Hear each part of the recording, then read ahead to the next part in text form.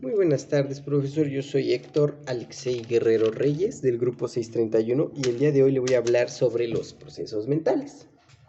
Los procesos mentales se subdividen en otras ramas que son el aprendizaje, la atención, la memoria, el pensamiento, el lenguaje y la inteligencia. Comenzando con el aprendizaje, tenemos que el aprendizaje, como definición, es un cambio relativo en el pensamiento que se refleja en destreza, conocimientos, habilidades, valores y conductas. También tenemos, pues aquí un poquito resumido, que son cambios, son experiencias y la inteligencia es importante para la supervivencia del organismo. Además, tenemos varios estilos de aprendizaje como el aprendizaje visual, que es aprender viendo, el aprendizaje auditivo, que es aprender escuchando, el aprendizaje verbal, que es aprender escribiendo y hablando, además del aprendizaje kinestésico, que es aprender haciendo cosas tú mismo, acciones. Y bueno, esto sería el aprendizaje. También pasamos a otra rama que es la atención. Como atención tenemos que es una capacidad de enfoque, resumidamente, ya que la definición original de atención se puede decir que es la capacidad de seleccionar y concentrarse en los estímulos relevantes. Es decir, la atención es el proceso cognitivo que nos permite orientarnos hacia los estímulos relevantes. Por eso es que cuando uno está haciendo algo, su cuerpo trabaja conjuntamente para hacerse algo. Ahora pasando a la memoria, tenemos que la memoria es la encargada de registrar y conservar aquellas acciones o cosas que nosotros vivimos, ¿no? Aquellas experiencias, resumiendo el término. Y bueno, una de las características de la memoria es que no tiene límite, ya que a diferencia de las computadoras o los dispositivos electrónicos, la memoria humana no tiene ningún límite si no hay enfermedades. Si la memoria de una persona sana está bien, esta memoria puede desarrollar infinidad de datos sin ningún tipo de saturación, ya que el cuerpo se encarga de procesar toda esta información y almacenarla, y la que no funciona la desecha y la olvida. Y pues es una de las principales características de la memoria, además de que también se clasifica con tres tipos de memoria. Primero tenemos la memoria a largo plazo, que es la encargada de de almacenar las experiencias más importantes para que en un futuro lejano las sigamos recordando sin ningún problema. También está la memoria a corto plazo, que es la memoria que solo nos recuerda pequeños detalles de cosas que son, digamos, particulares. No se nos quedan para siempre. Por ejemplo, lo que vivimos día con día es un claro ejemplo de memoria a corto plazo, ya que pasando los días se nos olvida lo que hicimos en días anteriores con exactitud y solo recordamos los eventos más relevantes. También, por último, tenemos la memoria sensorial. Este es el tipo de memoria que nos permite retener impresiones de información en los sentidos después de que el estímulo percibido haya desaparecido. Por ejemplo, si tú recuerdas algo, automáticamente te va a llegar, digamos que si tú percibes un olor de alguna cosa en particular que tú ya hayas olido antes, automáticamente ese olor o ese gusto o esa visión que tú tengas del objeto te va a traer recuerdos de esa misma acción que tú cometiste en tiempos pasados. Y pues esta es la que llamamos memoria sensorial, y aquí tenemos los dibujitos, ¿no? Se puede guardar la memoria por medio del gusto, del olfato, del oído, del tacto y de la vista. Ahora pasando a otro, tenemos... Ay, disculpe.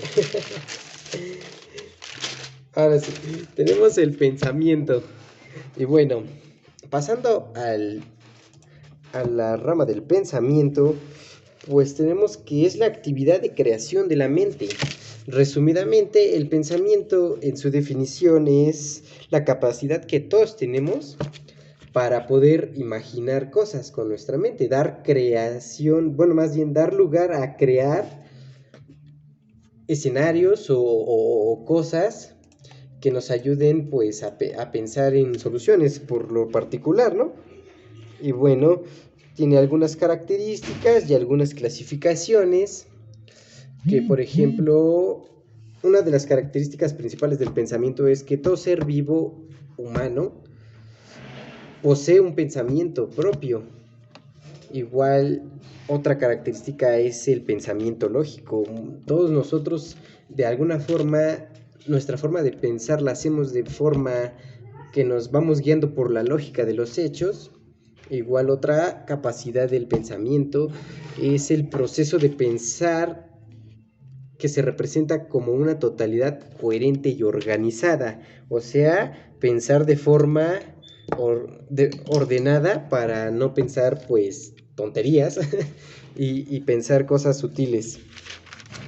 Igual el pensamiento se clasifica en una grandísima variedad, eso sí, comenzando, bueno, yo solo diré los términos, pero tenemos el pensamiento deductivo, que va de lo general a lo particular. Tenemos el pensamiento inductivo, que es el proceso inverso el proceso inverso del pensamiento deductivo. Tenemos el pensamiento analítico, que se basa en analizar las situaciones. El pensamiento creativo, que es el de dar lugar a solución o imaginaciones con cierta, ¿cómo podría decirlo? Con cierta propiedad, o sea, es de cada quien la creatividad, ¿no? El pensamiento instintivo también lo tenemos el pensamiento interrogativo, tenemos el pensamiento racional, que de hecho este es uno que todos tenemos, y tenemos el pensamiento social, y entre otros que están por ahí. Ahora pasando al lenguaje, tenemos que el lenguaje principalmente nos ayuda para comunicarnos. Aquí está, comunicarnos. Y bueno, no solo es para comunicarnos, también el lenguaje tiene muchas importancias, porque es la manera en la que mayormente nos expresamos nosotros por el medio del habla. Es una muy buena forma de expresarnos nosotros, nuestros sentimientos, nuestras emociones y cualquier cosa que nosotros percibamos del exterior, lo podemos reexpresar conforme al lenguaje y así poder formar dar nuestras propias opiniones sobre las cosas. Además de que el lenguaje también se puede describir de diversas maneras. Por ello, se han utilizado distintas apelaciones para el lenguaje como semántica, sintaxis, morfología, pragmática y fonología. En el análisis se puede decir que el lenguaje está relacionado con la memoria, con el aprendizaje y con la atención debida a que se tiene que tener en cuenta. Estos factores para que un individuo se pueda desarrollar el lenguaje, ya que por medio de la memoria el individuo recordará las palabras o sonidos que ha escuchado antes y ya así pueda repetir las mismas características del lenguaje. Por lo que también el lenguaje es un proceso mental muy importante, porque es algo que nosotros usamos pues todos los días para comunicarnos, para expresarnos y etcétera, ¿no? Ahora pasando a la inteligencia emocional, pues tenemos como inteligencia emocional la relación de nuestra forma de pensar con nuestras emociones. Es una relación, una conectividad que tenemos en nuestro propio organismo y que nos ayuda a veces incluso a identificar el tipo de emociones que sentimos.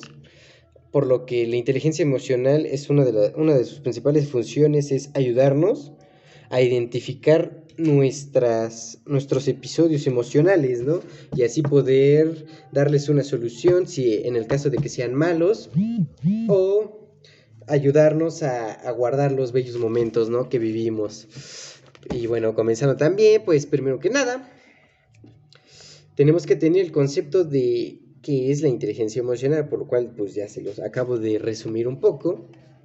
Y como antecedentes, tenemos que un tal Daniel Goleman es considerado el padre de la inteligencia emocional.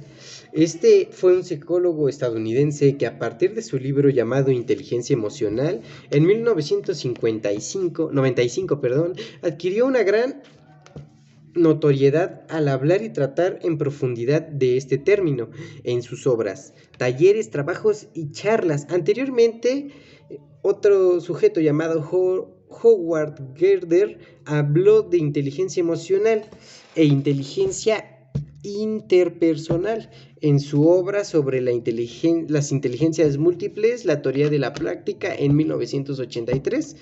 En dicho libro habla sobre la habilidad que equipara cada persona, ¿no?, para poder representar a las emociones como uno las percibe, ¿no? Ahora, igual un consejo de cómo comenzar a trabajar la inteligencia emocional es el de... Ay, disculpe. Uy. Ahí está. Es el de la automotivación. Esta es una principal herramienta para comenzar a trabajar con nuestras emociones, ya que la automotivación nos ayuda a ayudarnos a motivarnos emocionalmente, a llevar a cabo pues nuestros sueños, nuestras metas y todo lo que nosotros queramos cumplir. También tenemos la herramienta de no juzgar a los sentimientos. Esta nos ayuda a que cada que nosotros sentimos una emoción, sea buena o mala, no debemos de juzgarla, siempre debemos sentirla, vivirla, y pues si es mala, con el tiempo esa emoción pues se va a olvidar, ¿no? O solo será un recuerdo. También otra herramienta es expresar ideas de manera asertiva. Se los voy a leer porque es un poco complicado de explicar. Y bueno, la asertividad es una forma de comunicar opiniones, creencias o ideas de manera honesta, respetuosa con la gente y con la propia necesidad del individuo. Este concepto se puede trabajar fomentando la autoconfianza. Entonces, teniendo autoconfianza podemos generar pensamientos de manera más asertiva y concreta. Igual tiene el ser empático.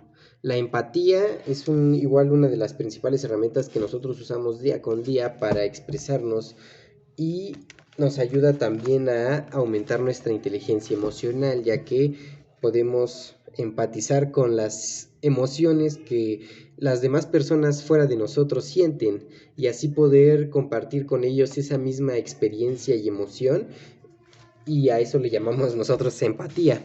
Por eso es que tenemos aquí un corazoncito que está vinculado al cerebro y que al mismo tiempo está vinculado a una idea. Y por último tenemos el bienestar general. Y pues sí, precisamente el estar bien con nuestra mente, nuestro cuerpo y nuestras emociones nos ayuda a poder identificar y llevar a cabo todos los problemas que nosotros sintamos en nuestras vidas, y a poder enfrentar las situaciones de manera lógica, sin exaltarnos, sin tener episodios emocionales. Y pues esa misma herramienta pues nos ayuda a aumentar nuestra inteligencia emocional. Y pues esta sería la última rama de los procesos mentales.